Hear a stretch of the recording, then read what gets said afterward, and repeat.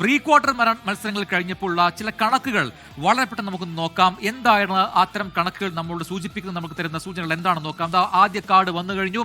ഇത്തവണ 48 ടീമുകളായിരുന്നു ലോകകപ്പിൽ ആകെ ഉണ്ടായിരുന്നത്. അധികമായി ഒരു റൗണ്ട് അതുകൊണ്ട് തന്നെ വേണ്ടിയും വന്നു. അങ്ങനെ റൗണ്ട് ഓഫ് 32 എന്നൊരു പുതിയ റൗണ്ട് ഇത്തവണത്തെ ലോകകപ്പിൽ ഇൻട്രൊഡ്യൂസ് ചെയ്യുകയും ചെയ്തു. അങ്ങനെ ഗ്രൂപ്പ് ഘട്ടത്തിലും റൗണ്ട് ഓഫ് 32ലും പ്രീ ക്വാർട്ടറിലുമായി ആകെ ഉണ്ടായത് 96 മത്സരങ്ങളാണ്. ആ മത്സരങ്ങളിൽ നിന്നായി ആകെ പിറന്ന ഗോളുകളുടെ എണ്ണം കൂടി നോക്കുക, 280 അതൊരു റെക്കോർഡാണ് എന്ന് കൂടി പറയാം.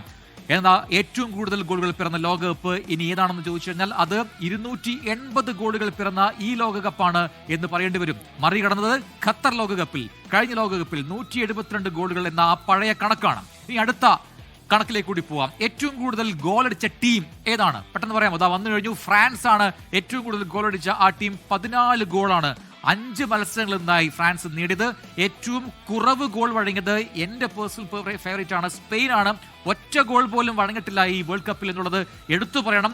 ടൂർണമെന്റിൽ ഒരു ഗോൾ പോലും വഴങ്ങാത്ത ഏക ടീം അത് ലാ റോജകളാണ്. കഴിഞ്ഞ ലോകകപ്പിലെ ഒരു മത്സരം ഉൾപ്പെടെ ഇതുവരെ ലോകകപ്പിൽ 600 മിനിറ്റിലധികമായി സ്പെയിൻ ഗോൾ വഴങ്ങിയിട്ടില്ല എന്നുകൂടി ഓർക്കുക. ഇനി ഈ ലോകകപ്പിൽ ആകെ 3 ഹാട്രിക്കുകൾ പിറന്നിട്ടുണ്ട് ഇതിനോടകം. ഇനി മത്സരങ്ങൾ ബാക്കിയുണ്ട്. പക്ഷേ ഇതിനോടകം ആ 3 ഹാട്രിക്കുകൾ ഇവരുടെ പേരിലാണ്. ലിയോണൽ മെസ്സി അൾജീരിയക്കെതിരെയുള്ള മത്സരം ഓർക്കുന്നുണ്ടാവും. അന്ന് ഗ്രൂപ്പ് ഘട്ടത്തിൽ ഹാട്രിക് നേടി Lionel Messi.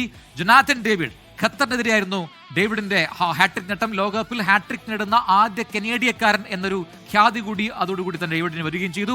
3ാം hat trick Usman ഡെംബലെയായിരുന്നു.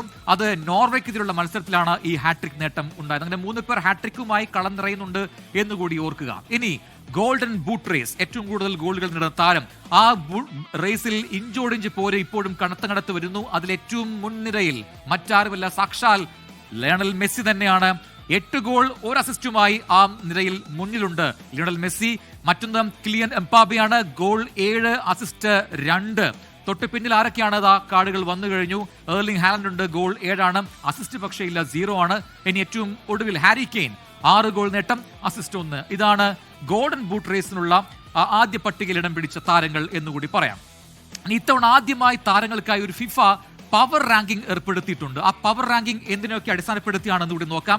Attacking, creativity, defending, ഈ 3 മാനദണ്ഡങ്ങൾ പരിശോധിച്ചാണ് ആ റാങ്കിംഗ് നടക്കുക. ഫ്രാൻസിന്റെ Kylian Mbappe, the super player of all time എന്ന് വേണമെങ്കിൽ പറയാം. അത്തരത്തിൽ കിലിയൻ എംബാപ്പയാണ് ഫ്രാൻസിന്റെ താരമാണ് ആ നിരയിൽ 1ാം സ്ഥാനത്തുള്ളത്. ഫ്രാൻസിന്റെ കിലിയൻ എംബാപ്പെ ആ റാങ്കിങ്ങിൽ 1, ആ റാങ്കിങ്ങിൽ 2. മെസ്സി, ഹാലൻഡ്, ഹാരി കെയ്ൻ എന്നിവരുണ്ട് എന്നുകൂടി ഓർക്കുക. ഇവരെല്ലാം തന്നെ ഇനി മത്സരങ്ങളുള്ള താരങ്ങളാണ്. അതുകൊണ്ട് തന്നെ ഇതിൽ നിലകൾ മാറി മറിഞ്ഞേക്കാം എന്നുകൂടി ഒരു സൂചനയായി, ഒരു സാധ്യതയായി പറയാം.